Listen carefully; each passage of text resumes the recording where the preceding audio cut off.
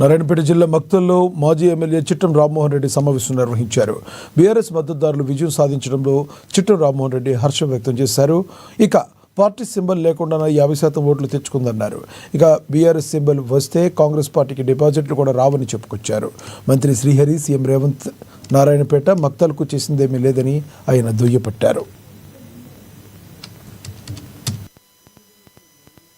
Pension అయితే ఉచిత current అయితే ఏదైతే పిల్లలకు స్కూల్స్ అయితే మేము రైతులకైతే రైతు బంధు కానీ రైతు బీమా కానీ మన డ్రింకింగ్ వాటర్ సప్లైస్ పెన్షన్ భరితే కానీ ఇట్లా ఎన్ని లేవండి.